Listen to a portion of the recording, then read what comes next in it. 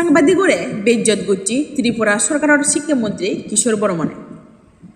মন্ত্রী কিশোর বর্মনে ত্রিপুরা মন্ত্রিসভার জায়গা ফানার জেরে সাংবাদিক দিগিলি ওই থার হেয়ে পড়ে ওদে ত্রিপুরা রাজ্যের সিপাহীজলা ডিস্ট্রিক্টর মেলাগড় সিধু কয়েকজন সাংবাদিকরে ইজ্জত মানে মন্ত্রী কিশোর বর্মনে মেলাগড় পৌরসভা হলগড়ত ত্রিপুরা রিদিসুতমর ওয়াটার ফেস্টিভ্যাল থাকেনি একান্তে মাংহরার জায়জকল করা হয় সেনত পৌরসভার চেয়ারম্যানের নাং হয়নি কয়েকজন সাংবাদিকরা বলাই নিদন ফেস্টিভ্যালনরে স্মৃতিবার্তি সে জেরেন্দি থেমাংহনার হদাবার্তা ফারজারন থেমাঙত আজিলে লাগ মন্ত্রী কিশোর বর্মন MLA তোফাজ্জল হোসেন আর এডমিনিস্ট্রেশনের হাবিলু থেমাঙর নানাকান হামর সিরি সাংবাদিকনে ক্যামেরাবন্দি গণনার জেরে জকানে বাজাদর ঠেঙা ফুজি হদায় যে মন্ত্রী কিশোর বর্মনে সাংবাদিকনরে বারে নিগিলি যাবার হদা হয় সিয়ান শুনিনি সাংবাদিকনে বেকনে আমগুয়দ সেনরে জার্নালিস্ট অ্যাসোসিয়েশন অব ত্রিপুরা জতায় CCG হইনি বিরোধ করন ব্যুরো রিপোর্ট বয়েরো আবা পুরসভার হলঘরে চলছে সেখানে বিধায়কগণ সহ অনেকেই উপস্থিত আছেন আপনাকে এখানে একটু যাওয়ার জন্য আমি বললাম যে আমি তো এখন একটা জায়গায় আছি আসতে একটু সময় লাগবে তো আপনার কারোর পাঠাবো কিনা মানে কোনো বাহন পাঠাবে কিনা আমি বললাম ঠিক আছে আমার হসপিটাল তুমি আসো আমি আসছি তারপরে না তো যাওয়া যাবে কে বলছে পৌরসভার চেয়ারম্যানের নাম করে তিনি বলেছেন যে চেয়ারম্যান বলেছে আসার জন্য যথারীতি পুরসভা থেকে একটি গাড়ি পাঠিয়েছে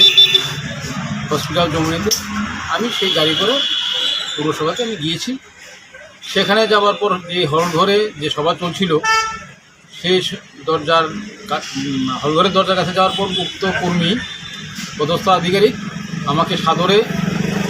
আহ্বান জানিয়ে হলঘরে নিয়ে যান এবং নির্দিষ্ট চেয়ারে বসতে বলেন সেখানে যাওয়ার পর আমি দেখলাম আমার আরও দুই তিনজন সহকর্মী সেখানে আছে আমি তাদের পাশেই বসেছি যথাযথ সভা চলছে মন্ত্রী কিশোর বর্মনের এবং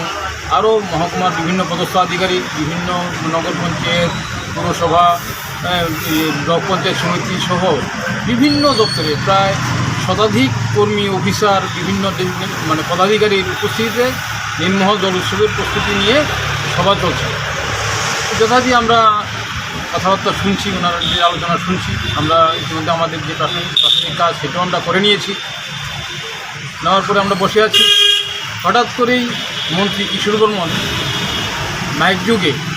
মানে মাইক্রোফোন নিয়ে বললেন যে সাংবাদিকরা যারা আছেন তারা বেরিয়ে যান